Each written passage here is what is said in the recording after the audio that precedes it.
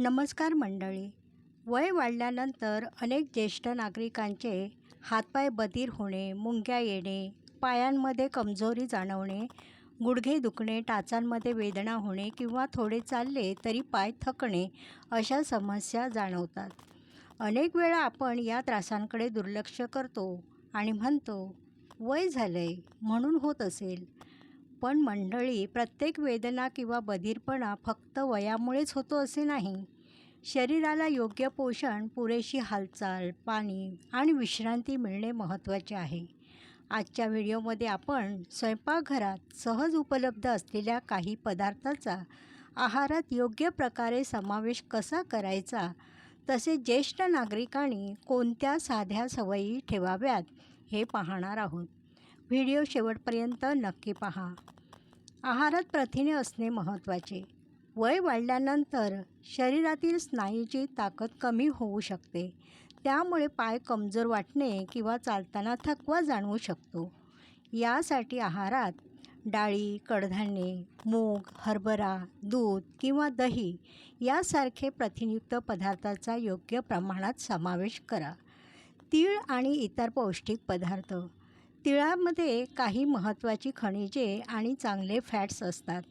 भाजलेले तीळ थोड्या प्रमाणात चटणीमध्ये, भाजीमध्ये किंवा इतर पदार्थांमध्ये वापरता येतात.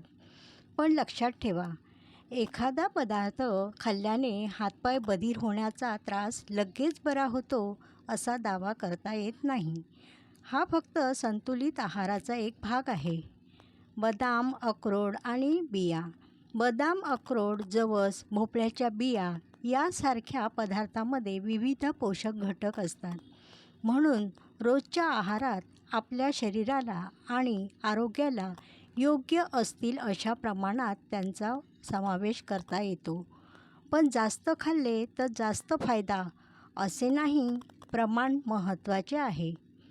हिरव्या भाज्या विसरू नका. पालक, मेथी, शेपू आणि इतर हिरव्या पालेभाज्यांमध्ये विविध जीवनसत्त्वे आणि खनिजे मिळतात. ज्येष्ठ नागरिकांनी शक्य असल्यास रोजच्या आहारात वेगवेगळ्या भाज्यांचा समावेश करावा. एकाच पदार्थावर किंवा एका घरगुती उपायावर अवलंबून राहण्याऐवजी संपूर्ण संतुलित आहार घेणे अधिक महत्त्वाचे आहे. गुडघेदुखीसाठी वजन आणि हालचाल महत्त्वाची. गुडघ्यावर शरीराचे वजन येत असल्यामुळे वजन जास्त असल्यास गुडघ्यावर अतिरिक्त ताण पडू शकतो. तसेच गुडघेदुखी खूप असेल तर स्वतःहून जोरदार व्यायाम करू नका. टाच दुखत असेल तर पायांची काळजी घ्या. दिवसभर जास्त वेळ उभे राहणे, चुकीची चप्पल किंवा पायावर जास्त ताण यामुळे टाच दुखू शकते. घरातही पायांना योग्य आधार देणारी आरामदायक चप्पल वापरणे उपयोगी ठरू शकते. सकाळी उठल्यावर लगेच वेगाने चालण्याऐवजी काही क्षण पाय आणि बोटे हलके हलवून मग चालायला सुरुवात करा. पाणी पुरेसे प्या. शरीराला पुरेसे पाणी मिळणेही महत्त्वाचे आहे.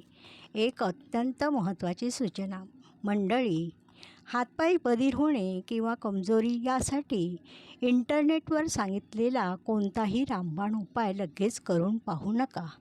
जर अचानक एका बाजूचा हात किंवा पाय कमजोर झाला, चेहरा वाकडा झाला, बोलताना अडचण आली, अचानक तीव्र चक्कर आली किंवा चालताना अचानक तोल गेला तर ही आपत्कालीन परिस्थिती असू शकते.